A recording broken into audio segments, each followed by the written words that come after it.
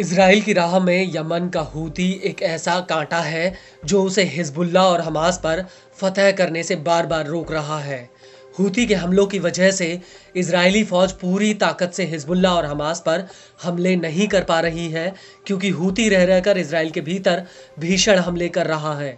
यहाँ तक कि उसने लाल सागर में इजरायली और अमेरिकी जहाज़ों का रास्ता रोक रखा है, जिसकी वजह से इस रूट पर समुद्री व्यापार पूरी तरह से ठप पड़ा है।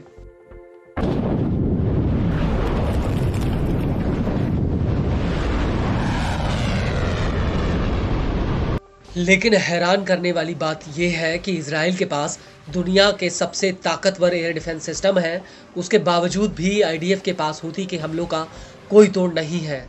और यही वजह है कि हूती ने एक बार फिर से इजराइल के ऊपर सीधा हमला किया है। हूती का दावा है कि उसने इजराइल के ऊपर एक हाइपरसोनिक बैलिस्टिक मिसाइल दागी है, और इस हमले को लेकर हूती के प्रवक्ता ब्रिगेडियर जनरल याहा सारी का बयान भी आया है। उन्होंने कहा कि हूती की मिसाइल फोर्स ने कब्जे वाले फिलिस्तीन के नाहल सोरेक मिलिट्री बेस पर एक हाइपरसोनिक बैलिस्टिक मिसाइल फिलिस्तीन 2 दागी, जो अपने टारगेट पर एकदम सटीक लगी। نفذت القوة الصاروخية في القوات المسلحة اليمنية عملية عسكرية نوعية استهدفت قاعدة ناحال سوريك العسكرية جنوب شرق يافا في فلسطين المحتلة، وكانت الإصابة دقيقة بفضل الله، ما أدى إلى نشوب حريق في محيط الموقع المستهدف. وقد نفذت العملية بصاروخ باليستي فرط صوتي فلسطين 2 وحقق هدفه بفضل الله.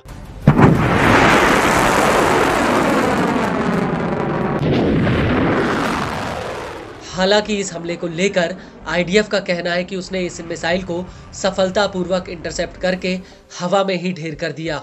लेकिन बड़ी बात यह है कि हूती ने जिस मिसाइल बेस पर यह हमला किया वो जेरूसलम और तेल अवीव के बीचों बीच है। यह मिलिट्री बेस आईडीएफ के लिए गोला बारूद का गढ़ माना जाता है, जो हथियारों की खरीद, एकत्र करना, भंडारण और उनकी सप्लाई का कामकाज संभालता है।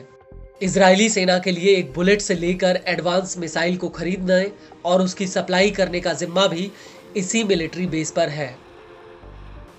आपको बता दें कि जब हूती ने इस बैलिस्टिक मिसाइल को दागा तो केंद्रीय इजराइल के बेईत शेमेश और दक्षिणी वेस्ट बैंक इलाके में हवाई हमलों के सायरन बजने लगे।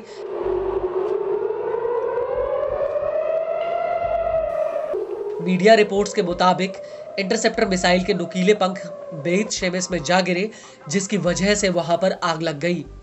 आपको यहां पर यह भी बता दें कि हूती के इस हमले में इराक के प्रतिरोधी समूह ने भी उसका साथ दिया। हूती के हमलों के तुरंत बाद इराक के प्रतिरोधी समूह ने भी इजराइल की तरफ 4 ड्रोन अटैक किए, जिन्हें आईडीएफ ने इंटरसेप्ट कर लिया। हालांकि ऐसा नहीं है कि जब हूती ये हमला कर रहा था तो उस वक्त इजराइल के सहयोगी देश हाथ पर हाथ धरे बैठे थे, बल्कि हूती के हमलों के दौरान ही अमेरिका और ब्रिटेन ने यमन के भीतर राजधानी सना और हूती के अन्य ठिकानों पर भीषण हवाई हमले किए। इस हमले को लेकर अमेरिकी रक्षा मंत्रालय पेंटागन ने एक बयान भी दिया है। पेंटागन का कहना है कि इन हमलों में हूती के एडवांस हथियार भंडारण को निशाना बनाएगा। वहीं यमन के अल मारिश टीवी के मुताबिक यमन के उत्तरी आमरान प्रांत और अन्य इलाकों में आधी रात को हवाई हमले हुए। इस हमले को लेकर पेंटागन ने न्यूज एजेंसी एएफपी को बताया कि अमेरिका और ब्रिटेन ने हूती के कई तरह के हथियारों को नष्ट कर दिया, जिनका इस्तेमाल लाल सागर और अदन की खाड़ी में नागरिक और सैन्य जहाजों पर हमले में हो रहा था।